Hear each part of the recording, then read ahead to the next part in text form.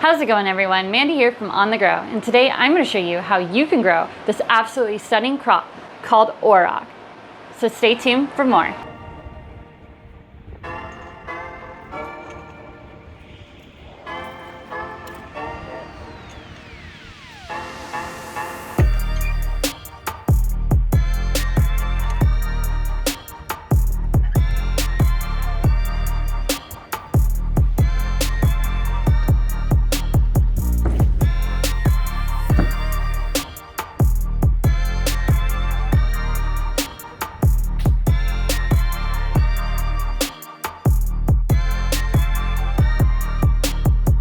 Okay, so let's go ahead and go over what you're going to need. So first you're going to need your seed. We are using the Ruby Red Orach seed from Johnny's Selected Seeds. The other things you're going to need are your trays. So in front of me, I have my 3 trays, and one of them already has micro medium in it, but we'll go over that in a sec. So you're gonna need your bottom tray, which that is gonna later be housing your bottom water. And then you're gonna need your next tray, which is gonna hold your medium. This one just has little slits in it, so that way our medium doesn't fall through. And then we're also going to need our top tray, which will later go right here with a brick on top of it, and we'll eventually be reversing that into blackout. And then in front of me, I already have my grow medium, which I spread evenly across my whole entire tray. I try to get all the clumps out that I possibly could. And for this, we're gonna be using Coco coir. You can also use soil if you'd like to. I just know I get really great results with cocoa, and I enjoy using it, so that's what we're gonna use today. I almost forgot, almost got ahead of myself. With this medium, you also wanna fill it up part way. Don't fill the tray up all the way, because we're gonna be putting a layer of cocoa on top of the seed. So I only filled it up to about halfway up the tray, and then the rest of the tray will get filled up here in a moment. So over here, I already pre-measured my seed, so that way you guys can see how much it is. And this is 1 tablespoon, which is about 10 grams of seed. Oh, it is 10 grams of seed. That was perfect. So what we're going to do now is try to evenly seed our tray. I'm gonna pour a little bit of this in my hand. And I like to do it by hand. I just get really even results doing it that way. Some people like to use seed shakers. I just don't prefer it personally. You want to try not to get big clumps. Really like how these seeds look. Little circular seeds. Okay. I'm just trying to do my best to get this as even as I possibly can. That is perfect.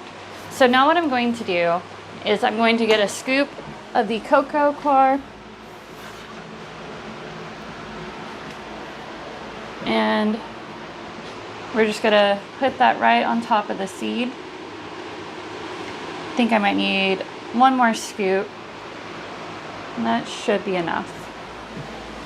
So what you want to do is, if you see any clumps, go ahead and try to break those down, and that way it doesn't get in the way of the seeds whenever they try to germinate. And then you just want to spread out the cocoa across the top of the seeds.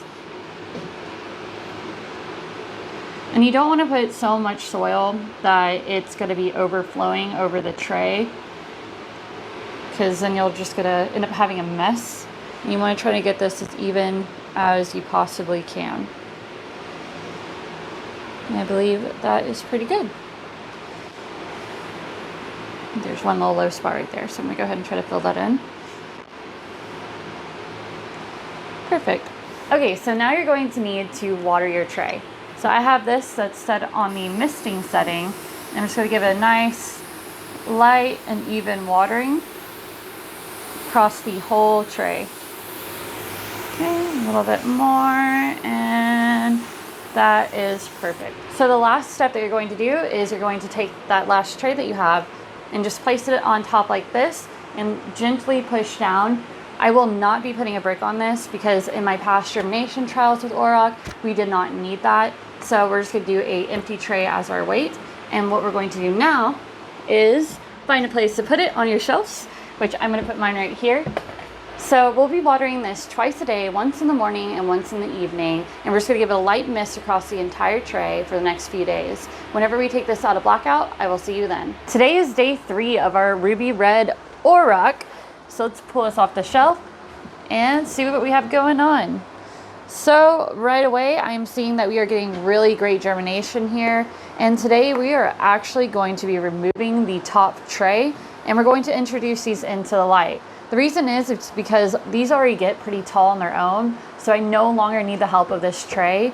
And we're not going to be adding nutrients today just because some of these are still germinating, as you can see right here in the middle. And I don't want to give the other ones too much of a head start, and I want them to stay as even as possible. So we're just going to mist it, and then later I'm going to add our bottom water. So let's go ahead and give this a nice light mist. And that's pretty good. Almost forgot. Always check the bottom. Yeah, we got some roots, so I'm just gonna, nice little spray. So now let's put it on a clear space on our shelf. And what I'll do is later tonight, I'm gonna come back out, give another light mist, and I will update you guys as soon as I start adding the nutrients. So I'll see you possibly tomorrow. Today is day 5 for our Orach. So let's pull it off the shelf and we can look at what's going on. So if you remember correctly, whenever I put these into light, the reason why we did that and didn't begin adding nutrients is because we were still waiting for some of these to fully germinate. And now that they've been in the light for 2 days now, I believe that it is definitely time to start bottom watering these. So what we're going to do is I'm going to probably give these, testing my soil, I think I'm going to give these half a cup of our ocean solution water mixture via bottom watering. So let me grab that real quick. These are looking beautiful, aren't they? Ooh, and our roots look nice and happy. Super happy crop. I'm going to kind of move this around a little bit. That way they can all get some of that nutrients. And now we're going to take this, put it back on the shelf into light. So now I'm going to be adding nutrients via bottom watering once in the morning and once at night over the next few days. So I'll see you guys on harvest day. Today is day 14 of our Orach walkthrough grow. And look at how beautiful it looks. There are so many colors in this. We got a good height all across it. And if you look at some of these cotyledons are actually at a really big size, which for me, I like that. That's where I want my crop to be at. So today we're actually going to harvest this. So let's go over the supplies that we're going to need. So first off, we have our super sharp knife. This has been one of our favorite knives recently. It does a great job of just gliding through any of the crops that we have put it up against. Next, we need something to harvest into. I just have a bowl that has a bag into it. That way it doesn't fall over whenever I'm harvesting, and then a scale so I can take my data. And you might have noticed also my plate that I have over here. That's so later we can show you the rest of this crop and what those leaves look like on the underside. So let's begin the harvest. Okay, so first I'm just gonna lightly grab the side of this and just try not to harvest too terribly low because I don't want to get a whole bunch of that cocoa medium into it. And oh, look at those purple tones. You got some green tones in there. It's so pretty. It's gorgeous. Start putting that into our bag. So this is a very easy harvest. It really just does a great job just gliding through that crop.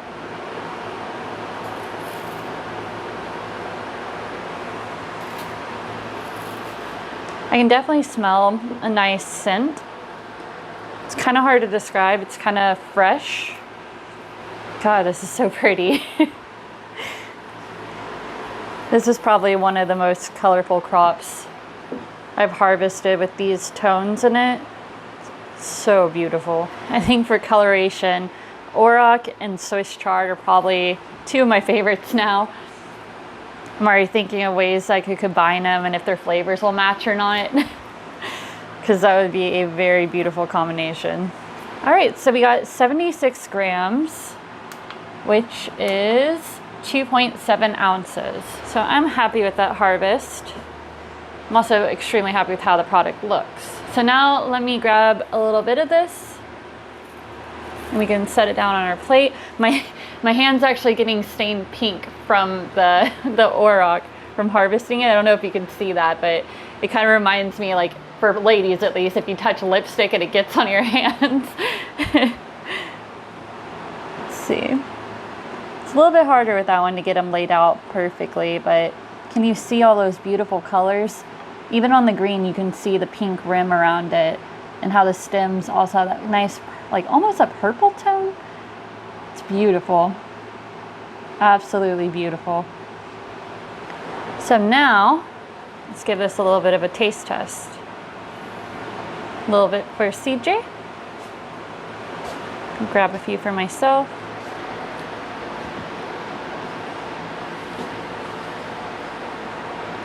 So Orach has a little bit of a bitterness at the beginning, but as you chew it, the bitterness tends to fade and it kind of gets an earthy and almost a saltiness to it. It's very similar to probably like Swiss chard or amaranth, but it also has its own flavor profile that you kind of have to try yourself to really understand what I'm talking about. But it's really, really nice. And I think overall, if you're looking for something that has a ton of coloration, this is a great crop for that. So this crop turned out absolutely beautiful and I'm very, very happy with it. I think the only things that I would have done differently is I would have taken my seed density up to 20 grams instead of 10 grams because I did notice that there was a lot of blank space across the tray. So bumping that seeding density up would have helped a ton. I really enjoyed doing this grow with you guys. So if you liked it, please give it a thumbs up. If you disliked it, give it a thumbs down. If you have any questions or comments, please leave them in the section below. And also, we have a Facebook and Instagram. They're both at On The Grow Farms. And we now have a website which has a ton of great information. And that is www.onthegrow.net. So keep on believing.